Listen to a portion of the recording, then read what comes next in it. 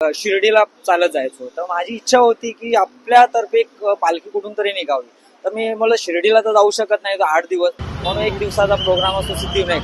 म्हटलं यंग पोरं असतात, लहान पोरं असतात, महिला असतात, त्या महिलांच्या उदाहरणार्थ बोलून एक पालखीचं नियोजन केलं, सिद्धिविनायक पालखीचं. एक दिवसाचा प्रोग्राम मी असा आयोजित करतो, त्यामुळे लोकांना दर्शन होतं.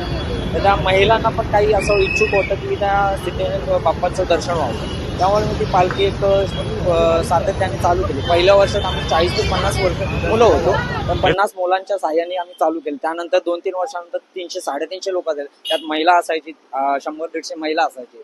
त्यांना पण बरं वाटायचं की बाबा तुमच्यामुळे आम्हाला दर्शन मिळते. मला हे चालू ठेवलं, कारण आता 18 ते 19 वर्ष होत आलेत आपल्या पालखीला यंदा भव्य दिव्य महाकालचा देखावा देखील करण्यात आलेला आहे आणि एरियात ना दिंडीच्या स्वरूपात पालखीची सुरुवात झालेली आहे. काय सांगाल?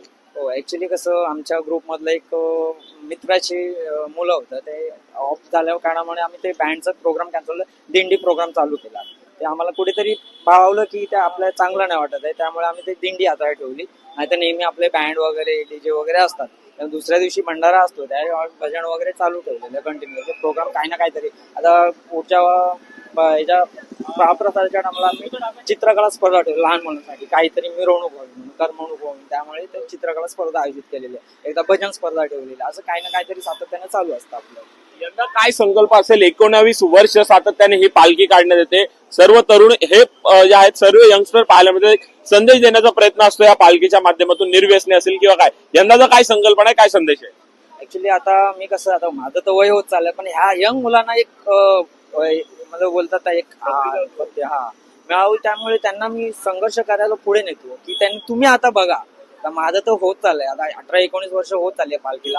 आता यंग पोरांना पुढे करतोय मी की तुम्ही आता सातत्याने करत जा पुढे, आमच्या पुढे तुम्ही हे कार्य चालू ठेवा देव बाप्पाचं. त्यामुळे बोला आता कंटिन्यू आपण हे चालू ठेवू.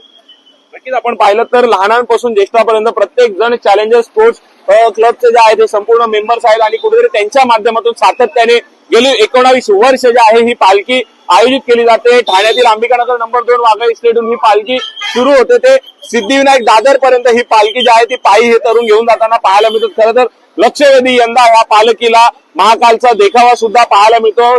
शिस्तप्रिय पद्धतीत ही पालखी जी आहे ती ठाण्यातील अंबिकानगर नंबर 2 वाघाळी स्टेट परिसरातून सुरू होते, ती दादर सिद्धिविनायक मंदिराला जाऊन पोहोचते आणि त्या ठिकाणी नंतर मग महाआरती घेऊन जी आहे ही पालखी जी आहे ती पुन्हा उद्या भंडारा देखील आयोजित करण्यात आलेला पाहायला मिळतो. खरं तर यंदा आपण पाहिलं तर लक्षवेधी अशा प्रकारचा हा महाकालचा देखावा आणि ही भव्य दिव्य गणरायाची पालखी आता सिद्धिविनायकच्या दिशेने जी आहे ती निघालेली पाहायला मिळते. मोठ्या प्रमाणात या मंडळाचे संपूर्ण तरुण जे आहेत या पालखीला मोठ्या उत्साहात वाजत गाजत जे आहेत ते दरवर्षी नेत असतात, परंतु यंदा जे आहे